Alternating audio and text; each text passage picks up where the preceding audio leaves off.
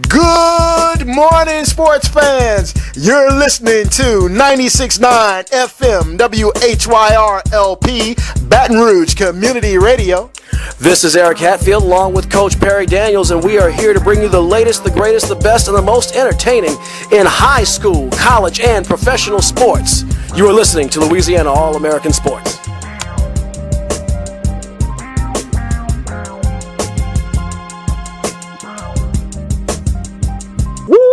I'm just so fresh, so clean. Good morning, Baton Rouge, and it's a nice, gorgeous, sunny Saturday out today, and you are tuned in for the 23rd edition in the year 2016 of the Louisiana All-American Sports Show. I do a little Howard Cosell there, just as another tribute to Muhammad Ali, if you will.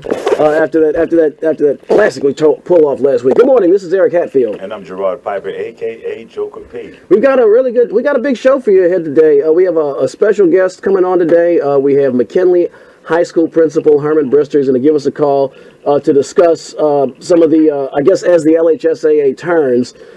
As there was a vote to continue the split across four sports among select and non-select schools in the high school playoffs. So that's going down. And I can honestly say, Joker, I don't know how I feel about that, but we will get that very shortly from an insider's view. From a principal's view, the principals, of course, all have a vote in that.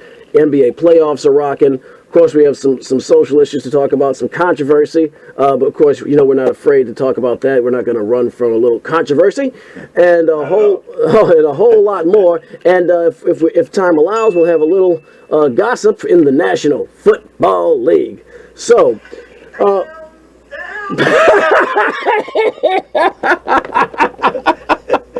Oh, Louisiana All-American Sports. We have fun here. But look, the topic, like I said, Principal Brister is going to call in and discuss is the issue with the LHSAA. The news came down on Wednesday afternoon that Change 5 was received a no vote, received 56% no votes. Now, what's Change 5? That actually confused me. We usually have a meeting on Wednesdays, Joker and Coach Perry Daniels and myself, to discuss what we're going to talk about on the shows on Saturdays to get prepared. And originally, when I heard there was no, I thought they were voting no to splitting the playoffs. The LHSAA has what's called select and non-select schools. Select schools being schools that select their admissions, select their students. So most of your Catholic schools, your private schools, magnet schools, charter schools, they can select their admission. Non-select schools can't pick them. They're district schools. The kid lives in the district, he can go there, period. They get what they get. They can't recruit. So when I heard that Change 5 was voted no, the football playoffs had already been split between select and non-select, and I knew that there was something on the horizon to split the playoffs in three other sports, in softball and baseball and basketball. I hadn't done my homework, I suppose, so I heard they voted no, so I'm thinking, okay, they're going to keep it the same. Right. But no, apparently they had already voted to make the change a few months back. That was actually final. That wasn't proposed, so that was my misunderstanding. The proposition was to undo that, and they voted no, so they're going to keep the split in football, and strike that. It's already going to stay in football, in baseball, and softball, and in basketball. That's going to be first of all, it's going to be a ridiculous number of teams in the postseason, first of all. Second of all, the select schools make up, a relatively small percentage of the LHSAA, but make up about a quarter of their budget. And of course, that makes sense because you have people with more means, Catholic schools, private schools, parents can afford to send their kids to school, better resources, better facilities, sponsorship, etc., etc., etc. This could spell, some are speculating, the death of the LHSAA. You got that right, because of money, because of the old cash register. Already Blue Cross Blue Shield has pulled out of the sponsorship of, I could be wrong, but I believe what I heard on the radio was the football sponsorship. Hold on, that might be our guest. Joker, take over. Yeah, and I totally agree with you. I think that's Principal Brister calling in. We're going to get him right on and continue this discussion. Yeah, let me get him in here, Eric. Oh, all right. I hope that's him. Principal Brister, hang it up.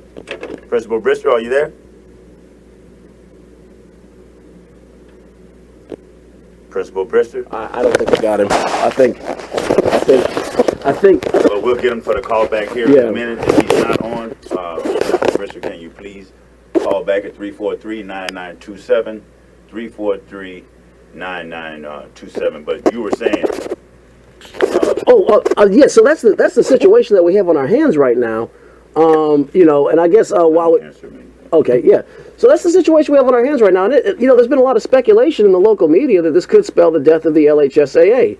I understand why that's speculated. First of all, you're going to have, to say watered down playoffs would be an understatement, with these schools splitting out even further. You're going to have 7 different championships in 4 different sports. That kind of makes sense in football because of the nature of the game of football. It really is it is the ultimate team sport, and you can have having that ability to recruit, which is what select schools have, could put a non-select school at a disadvantage. But the other sport, I don't necessarily see that. So we have our guest on the line. We have McKinley High School Principal Herman Brister on the line. Principal Brister, thank you so much for joining the show this morning. Good morning. Thanks for having me. Principal Brister, we were just.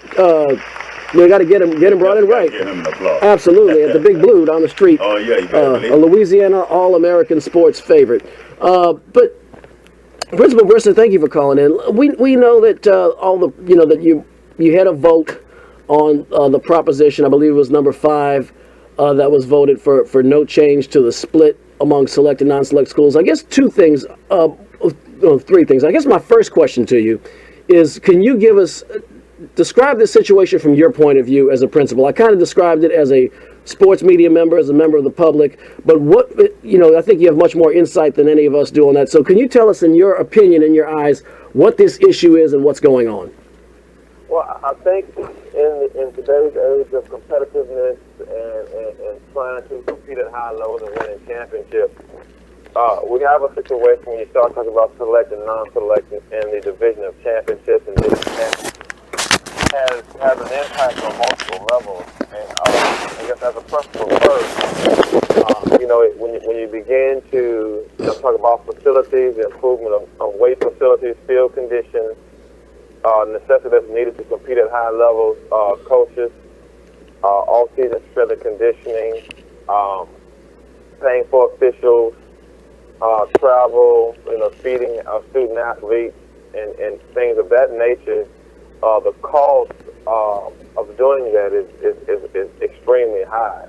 And so with that being said, winning and producing a great product where constituents and families and people from the community want to come see that product is very, very important because, 9 times out of 10, most sports are self-sufficient. And, the best way to raise funds and generate revenue is putting together a product where people want to come see. So with that being said, we have a situation where some schools have a competitive advantage over others. And, it's my belief that several schools or coaches believe that the Louisiana Hatfield Athletic Association has to play a major role in trying to even out the competitive playing field for schools. And so what has happened with the strengthening of private schools in terms of their ability to recruit across the city or across from wherever, and a lot of your local public schools are locked into local attendance zones. And so, what you've had this feeling for a long time that certain schools are able to gain a considerable competitive advantage because they have the ability to recruit from a wide range of attendance zones. So you have families quite naturally do this. A lot of those private schools, and it's very tough for smaller schools to be able to compete at high levels. Right. Let's take the number of state championships that are won. A lot of your private schools are dominating those state championships, are dominating the playoffs. The only ones that are not, you have your small one-town schools, like your Lutcher, your Amy, Wood. Right. Schools with St. James, where they don't have to recruit. Everyone goes to one school. But you look at a parish like East Baton Rouge Parish, and you compare the number of private schools to public schools. It's an advantage if one is not investing in that facility and putting resources into it. So I think that's a a great description for the audience from a principal's point of view, and yeah, we're going to try to work out that audio issue, folks. Let me ask you a question. First of all, this always, as long as we've been covering McKinley sports, always confused the heck out of me, because McKinley does have students from the district, but it also has a very good magnet program. How is McKinley classified? Is it classified as select or non-select? Well, it's funny that you asked that, and I've been talking to some other principals and, some individuals that's involved with the LHSAA indirectly, and I think that's one of the big debates that's getting ready to start taking place in terms of what classifies a school as select and non-select. It is my belief at its premise that a select school has the ability to draw students from outside of its local LEA, local school board attendance zone. Mm-hmm. So, for example, we have what is called a Great Scholars Program and Gifted Program. So any student that reside in the East Baton Rouge Parish school system, if they meet those qualifications, come into that particular program, and they are eligible to play sports. And so, on some degree, in terms of philosophically, we would be a select school because we have that ability to draw students outside the parish line. Whereas you might have a school like Bel Air that has no specialized program, then they block what they get. Well, Mr. Brister, I wanted to ask you, like you said, this has been going on for a long time now. What do you think is the reason for the push now all of a sudden? Do you think is it the dollars, or is it the competitive balance between the two, and it's finally starting to? But I think we're starting to see a little bit of, high school sports is growing here in Baton Rouge. And so, is it more the other schools want a competitive balance, or is it more like the dollars? I think they're intertwined. And one thing you'll know about me, I'll keep it honest and try to keep it as real as I can without upsetting anyone. But I think one has to do with the other, because if you cannot generate the revenue to constantly improve your program and provide coaches with the necessary resources, they can't compete, so they don't have any competitive balance. And so, when you begin to look at, students that are constantly winning district championships, that are constantly going 3 or 4 rounds in the state playoffs, and you are increasing revenue that you can compete better with down the line. I mean, when you begin to look at, purchase uniform, a new set of uniforms that cost you $15,000. Well, if you're not generating revenue at the gate, then you recycle old uniforms. Well, when families begin to look at your program and what you have to offer, and if you don't, fit a standard they're looking for, they're not coming. And a lot of people don't want to, talk about it, but athletics is serious to a lot of families in the country. Right. When they make that choice, they're going to choose who's the best coach is going to help their young man, that young lady be a better student athlete, and going to guide them, and hopefully guide them to a four-year institution. So if you don't have the resources, you don't get those students, and then you lose your ability to compete. So they're still intertwined, in my opinion. Principal Herman Brister of McKinley. There it goes again. It's always about those Benjamins. Principal Herman Brister of McKinley High School, our guest. To the degree that you're comfortable answering the question, can you say what your personal position was on Proposition 5? I guess if you to say how you voted and why. Can you discuss that first? I don't have a problem with that. I think that one of the first propositions, I cannot think of the author of the bill, was to bring everyone back together and do away with the separation of classes in the playoffs. And I think they wanted to go to, a traditional, I think when we were kids growing up in Louisiana, it was 1A, 2A, 3A, 4A, and everybody competed in those classes. That's right. And let the chips fall with it, man. That's what I voted on. I think I'm a competitive person by nature, and regardless if someone is recruiting or not, or whatever, they got a competitive advantage, I want to play the best within the confines of the rules that's set forth by the Louisiana High School Athletic Association. Play by those rules and put a product together that's going to compete with the best. If we win the state championship, I want to know that we are true state champions. And I just think, in some cases you have 8, 9 different champions. And me personally, I want to play the best and know that we went through the best. Most so that's the way I voted. Well, great. Well, I sure appreciate it, man. I wanted to ask you this, but maybe a little bit off the subject, but I wanted to get your evaluation because, of course, I'm an alma mater. McKinley is my alma mater too. But I want to get your evaluation of the year in sports that McKinley had this previous year, and your take on, the ups and downs for the football season, the basketball season, your other sports. You can, give me your evaluation on the year in sports at McKinley High.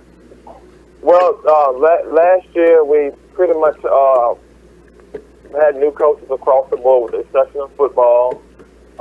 Basically, what we wanted to do as we set forth and blazed a new trail was to, begin to look at preparing students in the classroom first, and then second, providing an opportunity where they can train at high levels, and coach them.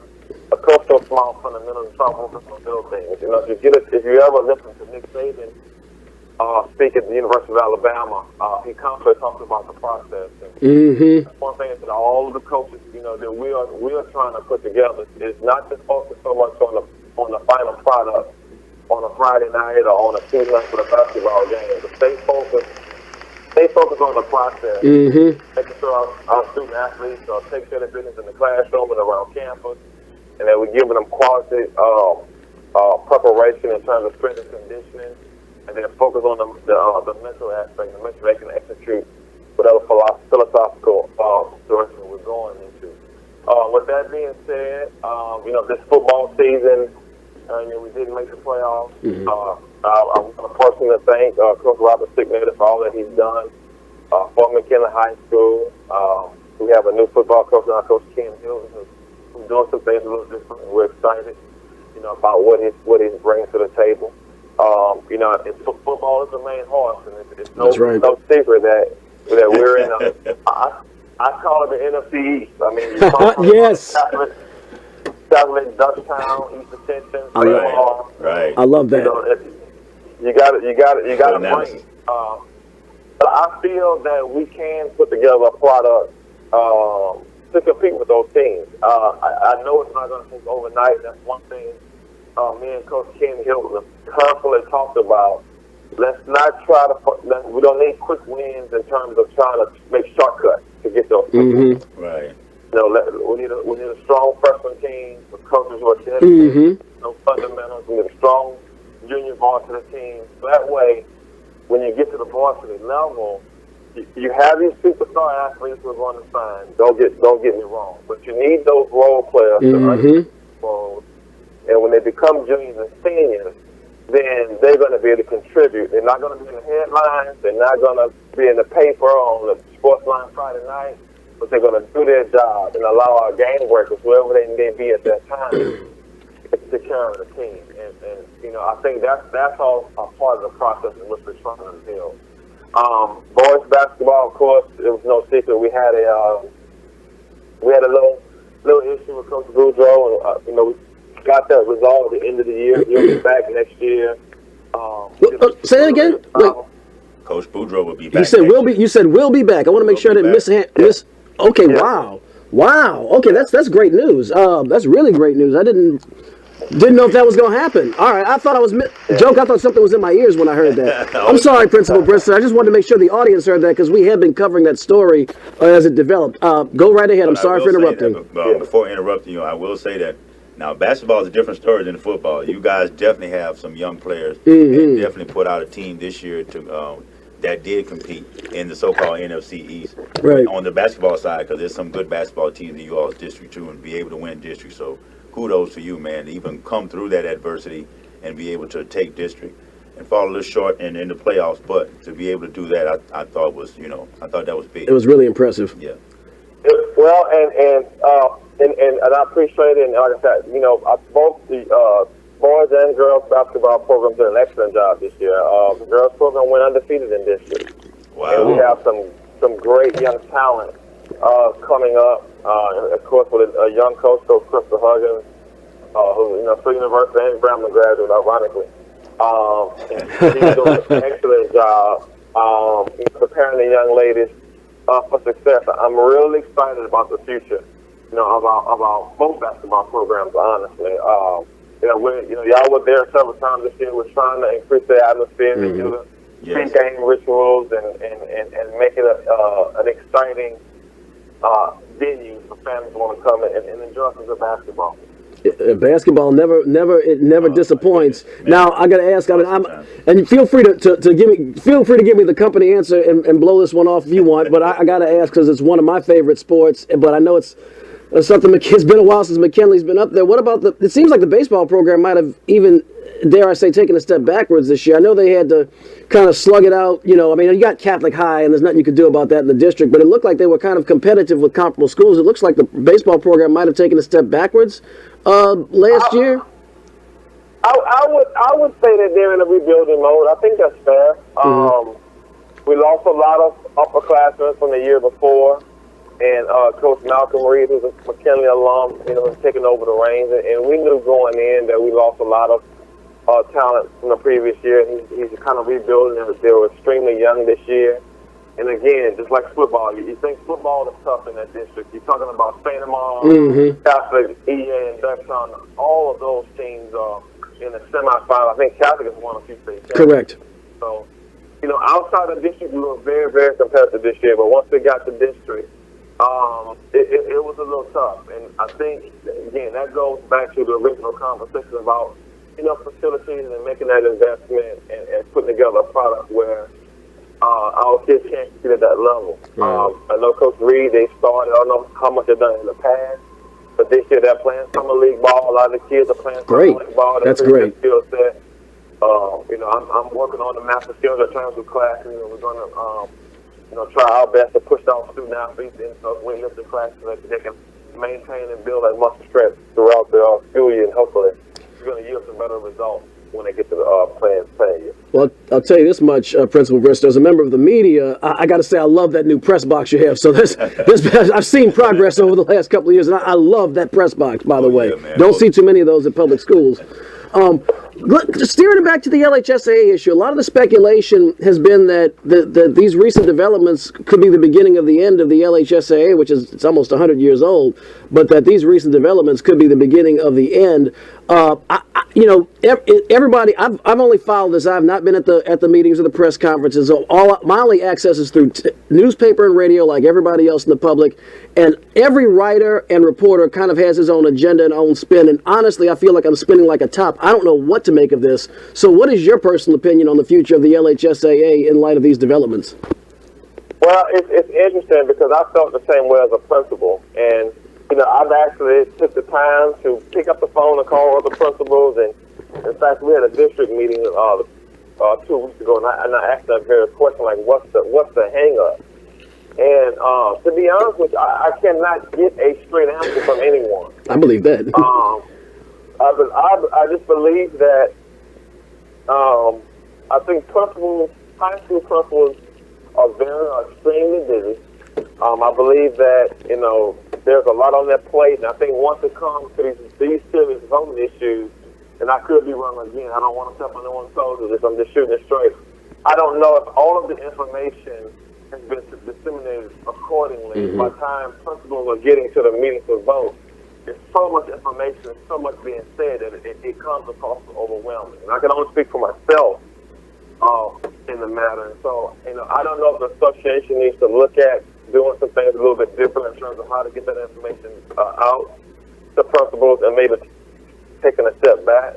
I don't know if the association is, I believe that, they're in a very tough situation because you also have the addition of charter schools, and the charter school movement over the past 10 years has been a game changer. And so, like, you take the city of New Orleans, for instance, they are public schools, but there's a whole charter district, and that whole charter district can pull from the entire Orleans parish. And so that's a whole another can of worms in terms of athletics. How they operate. I mean, a kid can go to any charter school they want to in the city of New Orleans. So how do you treat them as select, non-select? That has been some conversation. And then you have the private schools are feeling like this is an attack on them. And so, they have had some conversation about pulling out. With that being said, I don't think it's as easy as it sounds to pull out. I think there's some discussion about if they may do it. I don't know how far it's going to go. Hopefully we can find some principals to get together to be a voice of reason, see how we can bring this back together. From my observation, having conversations, I think the biggest pushes come from a lot of the small town schools, who you might have that one or two superstar athletes come along every generation or so, and some of those athletes are venturing out and going other places. So, it gets tiresome going against some of those private school powerhouses year in and year out, knowing you don't have a chance to compete. I don't know. Principal Brister, you touched on something I thought that was about dissemination of information to principals. Former LSU shortstop Alex Bregman was on a local 104 local ESPN affiliate here in Baton Rouge, and he made a comment that stuck with me for a couple of days. He was, of course, played LSU's second pick in the 2015 Major League Baseball draft, if I remember last year. Anyway, he had said that you have a lot of principals whose the way he phrased it was their first priority was academics. Some of them have no familiarity with athletics. Some of them think of it as this extra thing. And it kind of goes back to what you said about dissemination of information. Some of them might not fully grasp the importance of athletics in the grand scheme of the total product of how it affects all of us. Do you think there's something to, I think where Bregman was going was principals' primary focus should be in the classroom. We've seen you. We know you know what time it is, and you understand the value of athletics, but maybe not all principals do. Do you think that plays a role in it somehow, that separation of classroom and playing field? Well, no question, but of course, my vantage point is different from others because wasn't all that great. I guess if I was great, I'd be playing in the NFL right now. I participated in high school athletics, played football, track, a little baseball when I was in high school, and it helped to shape who I am and my character. And so then I was a former collegiate coach and high school coach, and so. For me, that's part of my passion. I've been blessed to, lead a school to a national blue ribbon status academically. So I understand both worlds to a degree, academically as well as athletically. And so, for me, in terms of McKinley High School, I don't see how one can separate the other because the heartbeat, the feel, the vibe of a school is intertwined in its extracurricular activities, not just sports, but your theater, your band, your dancing dolls, your cheerleaders, all of that. And you talk about a feeling. You win a big game on a Friday, everybody's upbeat Monday. You feel every student body's feeling good. They're talking about Friday. They're talking about the pep rally and getting ready. And you have less discipline problems. They come to school. Right. They're coming to school, and so as a principal, I understand that. So that's why, it's important for outcomes to know my stance on how important it is to put together quality products for our student athletes and for our extracurricular activities and all our clubs. Because as they thrive, it's going to help attendance, it's going to help decrease discipline problems, it's going to move forward. But with that being said, there's a whole nother pressure coming in terms of these school performance scores and state testing, and we have an obligation to increase, and we're measured by increasing student achievement on a day-to-day basis. So, it's real tough to try to balance the two because athletics alone can be a full-time gig. Right. When you're looking at academics and making sure, the end of course test, the scores are increasing, the student must pass the ACT test, and you're pushing kids in terms of advanced placement and dual enrollment. You have to have some serious staff to help you balance everything. So he's right. And that's why I was saying, by the time you get to the meeting, if it's not A, B, C, clear cut, and this is how we're going to do it, I don't believe, and I'm speaking from I don't believe a lot of principals have enough information in their hands to say, okay, this is what we need to do. And so I think that's where the message is getting lost. Because I was telling a couple of principals, and they were talking about private, public, and charter, and the third. And like I was telling them, I said, you got to be careful what your argument is. So they were talking about, again, how some schools, got turf fields and state-of-the-art weight rooms and this, that, and the third. And like I told them, I said, but that's not a Louisiana High School Association problem.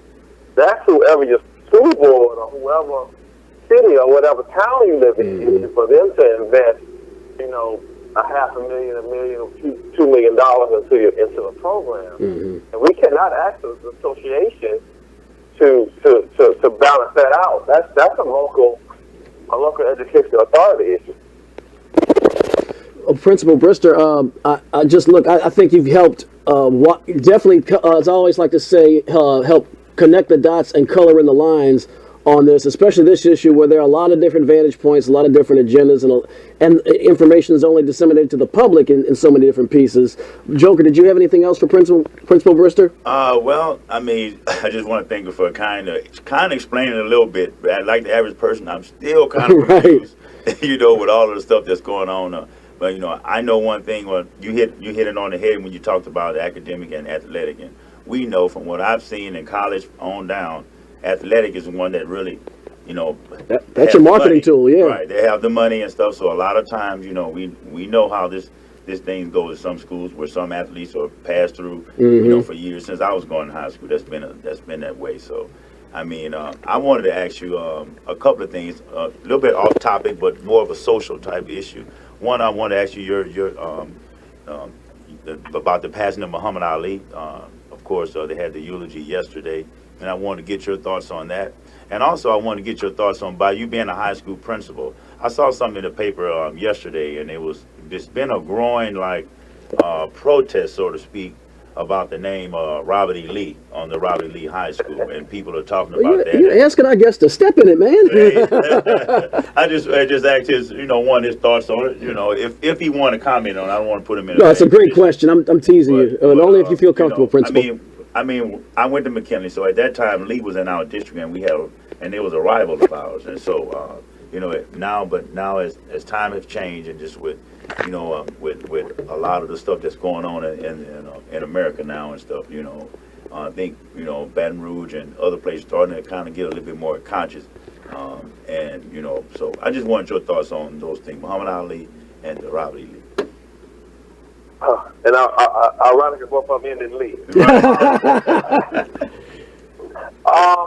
Let me start with the latter first. You know, when you're talking in terms of Robert E. Lee, and I know the principal over there and the staff over there, and let me first say that, you know, they have some awesome individuals working at the school, doing some good things for students and working to help those students up there in attend Lee High School. In terms of the name change, me personally, I think we as a community and as a nation must examine our heritage. I'm a former history teacher, and I believe we need to examine, you know, those names that we use and artifacts and various monuments, and why those monuments, artifacts, and monuments exist. And this is one that's very controversial. Yes.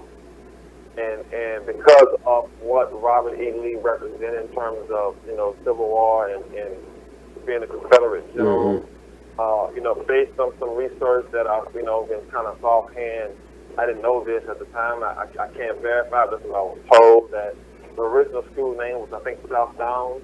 And it was supposed to be named South Downs High School, but I think after Brown v. Board of Education in '54 came down, several cities and several communities began to purposely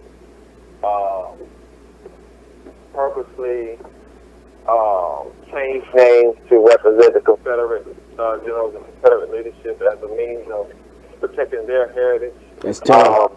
Wow. And so, for me personally, I would say, no, I wouldn't. I have an issue with the name Robert E. Lee. I would not be one associated with it. However, I also know and appreciate and have to respect anyone else's viewpoint in terms of, you know, what they feel and what they believe in terms of their heritage. That's my stance on it. In terms of Muhammad Ali, words cannot express how of an iconic figure he is. For me, as an African American male, as an athlete, you know, I have a picture of him when I was growing up. Even when I was in college and past, I had pictures on my wall winning his first championship.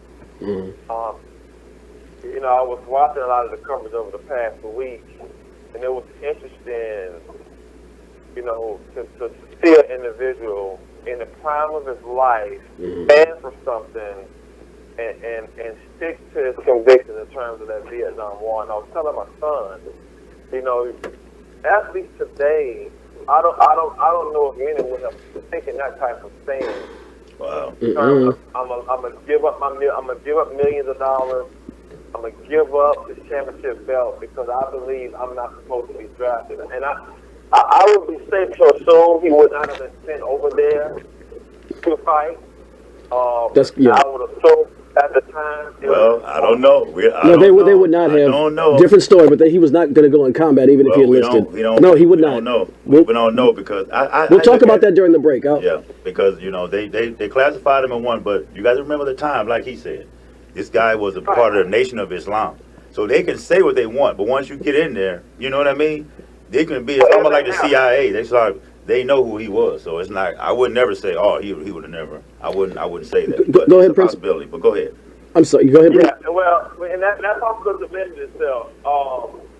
But, you know, to sit out 4 years and to maintain, hey, this is my stance, this is what I believe in, that took some courage, that took some thought for an individual. And if you compare that, you know, to a lot of our athletes today who some very cautious, you know, about what stance they're going to take or what they're going to protest or what they're going to speak out on.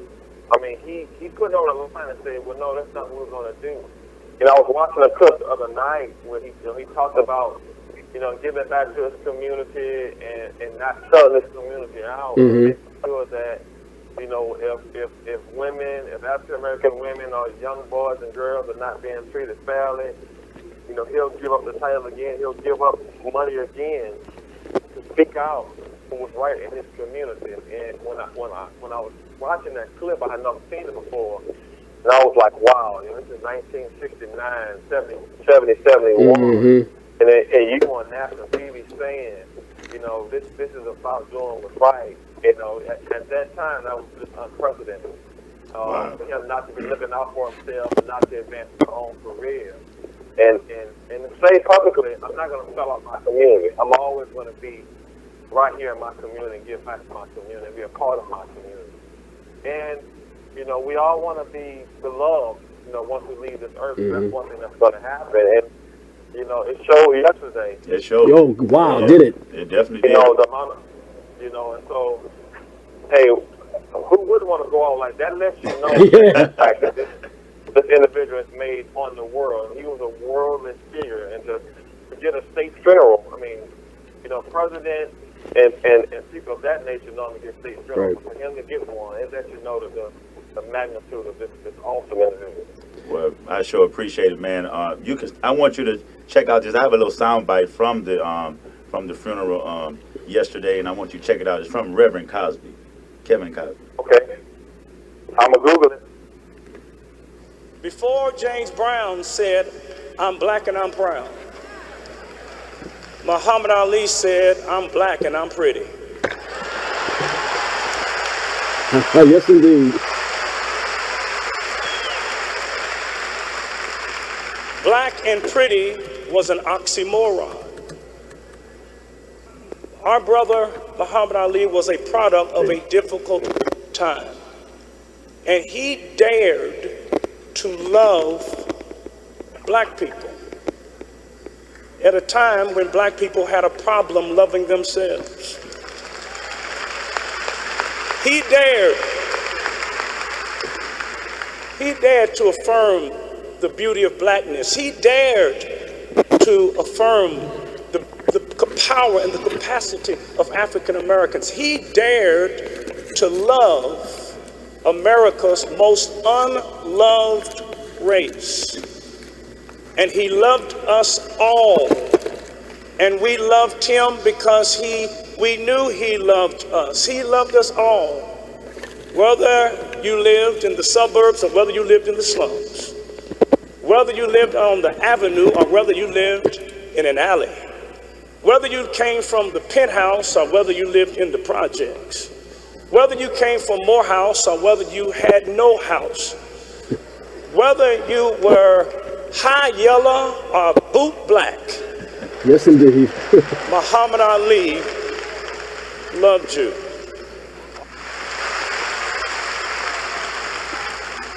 Now, please don't mishear me. I am not saying that Muhammad Ali is the property of black people. He is the property of all people.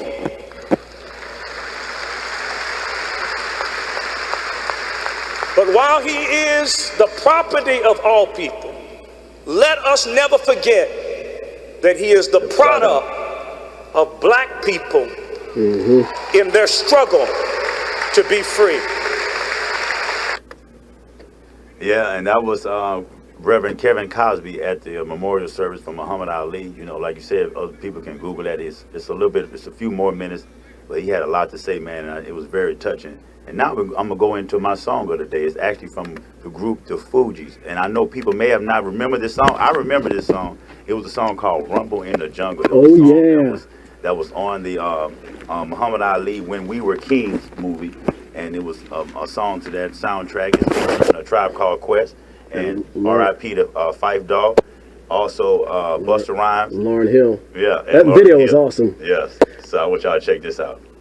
Fight for the prestige, not for me, but to uplift my little brothers who are sleeping in concrete floors today in America. Black people who are living on welfare. Black people who can't eat. Black people who don't know no knowledge of themselves. Black people who don't have no future. I want to win my title and walk down the alleys, settle the garbage can with the wine. Lights on fire, things get higher. Robbers of power, killing for a dollar. We need a ghetto messiah. Come on! Root to the boot, more bass than Bootsy Collins. You versus me, that's like I leave us. Yeah. Devil's time out, can't be time with those watch. Who I am, the Black Abraham.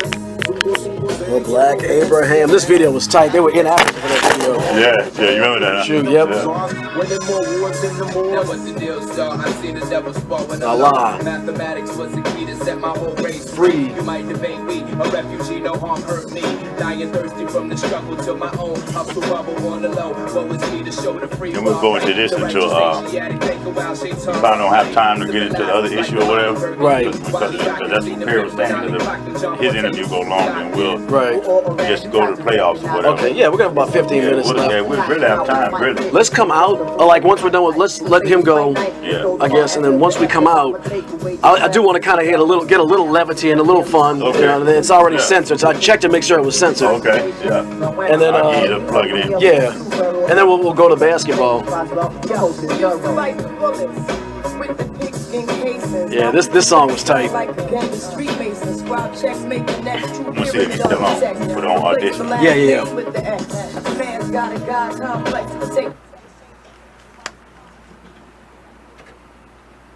Make sure we're on audition.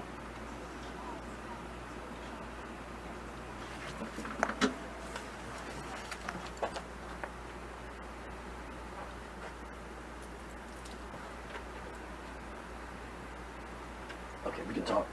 Hey, Mr. Brister, you still there? Oh, okay. We're on audition mode, so we just wanted to make sure you were still on. What we're doing, we come out of hearing the song, we're going to go back and finish the discussion. We'd like to get your take on the playoffs, and that's what we're going to go into. Yeah, if you have the time to stick around, you're one of the guys today. Ali Boombaye. What they know about that, man? Oh, I tell you. You remember that? Some of the young people don't know nothing about that with all that 2 phones and auto-tune and your T-Pain and your all this darn rock and roll. No, but the young people don't know anything about that. And that video was awesome. I'll tell you, the name of that was The Rumble in the Jungle by the Fugees. The video was really incredible because a lot of it was actually shot in Africa and had a lot of stock footage. So as cool as the song was, because, man, that video really tied it all together from an artistic and a cultural and societal standpoint. But look, we are a Louisiana All-American Sports Show, and we like to have a little fun here if you listen to us enough. And, sometimes I need to be reined in having some fun, but I'd be remiss if we had all this gloom and doom and social strife. And, hey, there's no getting around it. Muhammad Ali was an agent of social change. There was controversy, but, hey, he liked to, as you might have learned in a lot of the eulogies and a lot of the people speaking on him, he liked to kid and clown and have fun. And so I think we'd have to give Muhammad Ali a proper, to I guess, tie up these 2 weekends of Muhammad Ali. We got to have a little fun. And so we'll drop this clip on you again. Young people don't have this anymore. Wait a second. A man has the right to change his name to whatever he wants to change it to. And if a man wants to be called Muhammad Ali, God, this is a free country. You should respect his wishes and call the man Muhammad Ali. His mama named him Clay. I'm gonna call him Clay. That's right. I say Clay. Yeah. A man has a right. Muhammad Ali.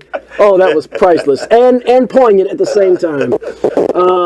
And he was all of that. He was born Cassius Clay, and he is Muhammad Ali, and he is the greatest. Whatever you want to call him, he was that, man. And I saw on Twitter after he passed away that one of his daughters had put on Twitter. They was in the hospital with him, and said that each one of his organs failed. The last one to fail was his heart.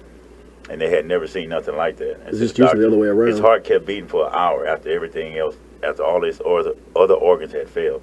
So it was like a symbolism to it. He fought all the way to the very end. And, it's just, man, when Mr. Brister was talking about having that poster on his wall, see, I had that too. So, that shows me how iconic he really was. Because there's only a few people that as a grown man and you're in college that you're still going to put their picture on the wall. Right. It has to be someone like Jordan, probably. Or, right, you know what I mean? Right, But which is what I had, yeah. It's definitely one of those guys that, grown men have some type of pose of just look at that picture, it's like, wow, One of another one is not a real character, but like Scarface or something. That was a cool one. He's not a fictional character, but that's one that a grown man would put up there. But Muhammad Ali was, man, he's definitely going to be. It's sad, but to me, it's almost like, I'm not happy, but at peace with it. I'm happy that there's a celebration about the man's life because he suffered in that Parkinson, and and for a person to be able to speak so well and be able to be so poetic in how he talked, and for that to be, in his later years he couldn't express himself that way was hurting to me. It was hard to watch. I didn't really like, even though they talk about him with the torch and lighting it, I didn't like to see that, just to be honest with you, because I thought he still looked kind of okay-ish. I want to see him at 100%. Right. I appreciate it, but it just just to keep showing it was something. That's just me personally. I hear you, but that's just me. I definitely understand. I guess I was happy to still have some Muhammad Ali. I mean, he made the last public appearance I remember him making was around 2010. I want to say it was like the MLB All-Star game or something off the unrelated, something like that, a special event, and he looked really bad. And I remember thinking it's hard to see at this point, but he developed the Parkinson's in the 80s, but you could tell his mind was still there. I mean, when he would speak, you could tell that was Muhammad Ali in there speaking, and I guess I was happy to see that he could still express himself vocally, and even with the torch at the Olympics. But I guess what I'm saying is that you could see he was still there. Fans, go back about. And another thing that I want, they don't give enough credit to the Honorable Elijah Muhammad. And, I understand why, but they don't, because that's who made Muhammad Ali. And he told you that's who it made. And Elijah Muhammad, despite of whatever, personal things he done in his personal life, at that time, he changed a lot of black men. He made them into, respectable men. He got them off drugs. He made them to clean themselves up and respect their women. Open their own businesses up and stuff like that back in the days, and have a love for themselves. They was the first ones to say, I love being black. You know what I mean? So he made Muhammad Ali who Muhammad Ali is, even though he don't get a lot of credit, but that's who really made him into who he is. And his brother too. A lot of people don't know that Muhammad Ali and his brother went to the mosque together, and both of them changed their name. Yeah, both of them changed their name. His brother used to box and everything too. But anyway, speaking, we're going to stay on sports. Now it's time to get down to the playoffs. Playoffs? Yeah, playoffs. Are you kidding me? The NBA I think playoffs. Cleveland was kidding me last night. Yeah, well, oh, oh man, it's I got to tell you, man, it's hey, let me make set up this. Lord help. Oh. Let me set it up right for you. Here we go. And the 2016 NBA playoffs. Playoffs? Well, the NBA Finals, actually. Mar Albert here watching the butt kicking of the Cleveland Cavaliers before the hands of the Splash Brothers. Now, that was... You know what? To be serious, though, hey, man, I thought for a second that Cleveland, after the first two games, it looked like they had no shot. It was like, man, they're done. They're dead. They're dead in the water. And then game 3, and it just shows you how us as people, we swing, like a pendulum. One game, here comes, and they blow them out about 30. And we did the same thing with Oklahoma City when they was in that the conference final. So what do you think so far? I'm not surprised by what I've seen. I'm not surprised that Golden State won its 2 games at home. I wasn't surprised by game 3. I wasn't surprised that all 3 games were one-sided. And last night's result of that it was close didn't surprise me. I did think Cleveland would win. Poor old Kevin Love, good, bad, right, or wrong, is probably going to be the boogeyman because Cleveland's been 0. They haven't lost a game where he hasn't played, and they haven't won a game in which he's played. But I think Cleveland's last chance to win the series went out of the window last night. They are. Oh, it's over. I think it's going to be over on Sunday. But even if it's not, it's Monday. Sorry about that. I think it's over on Monday night. But even if it is not, I think that Cleveland, even if they shock the world and extend it and get it back to Cleveland, if they do get a Game 6 to Cleveland, I think they do win that just on the energy. But there is no way they will never, ever,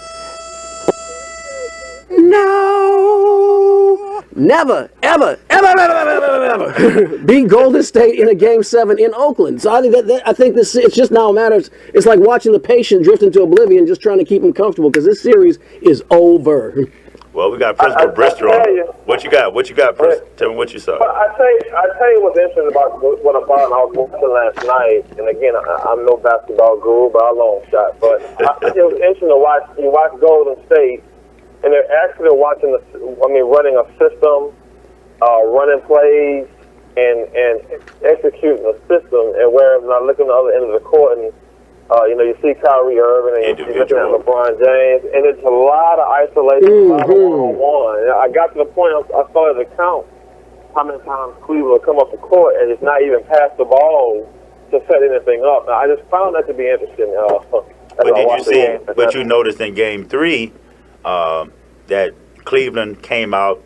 Game 1 and Game 2, exactly right. They did the same thing with Kyrie Irving. They said came up and held the ball and one-on-one, and some guys, I think, take it upon themselves. Even Oklahoma City, to a point. Sometimes your individual talent is so good until when the game gets tight, you forget about the passing in the team. Because you don't want to really rely on them. You don't really trust them as much. And that's just one thing I see about Golden State, man, is Curry, to say that, he don't mind passing, even though he shoots the ball. He's a point guard too. Yeah, he's a point guard, but he's a shooter though. Right. And he's going to make it more or less than the other guy will. But for him to be so unselfish with the basketball, and they stay disciplined, and they don't get out of that. Right. You know what I mean? They don't. Right. Pick one and stick with it. Hey, we're gonna keep moving the ball. We're gonna keep doing the same thing over and over, and it works. But that's the process. It goes back to the process. And Principal Brister brought up a good point. If Cleveland is going to play their isolation game, which I don't think is a way you beat Golden State, but if you do, there is a path to victory with isolation against Golden State. But it's not LeBron passing the ball. It's LeBron going Keyshawn Johnson and get me the damn ball. Well, you remember last year in the playoffs. Right. They went up 2-1 on LeBron alone. No Kyrie Irving, no Kevin Love. They had, J.R. Swish was not involved that much. They had Moskov. They went big. And Dellavedova. But James slowed the ball down. He made it almost like how they do in college basketball. How they'll just, make it a low scoring game. Right. In other words, but this year, I think LeBron James, I don't know, I see a little chink in his armor because he didn't take over when he was supposed to. That game, you were supposed to take over that game. The only time he did was Game 3 when their backs really were against the wall. He had scored 30 points. Last year, LeBron, in the first 3 games, had 40 in the first game, 47 minutes, like 38 in the second game, and then 45 or something like that in the third game. For him to beat Golden State, he has to be, he has to have a Herculean effort. That's what you need, right? You can't have 18 and 9. You can't. You LeBron James. And then you want to get mad at them guys now. You see, we get a little chippy with it. Yeah. LeBron needs to get in the huddle and be like, look, here's plan A is get me the ball.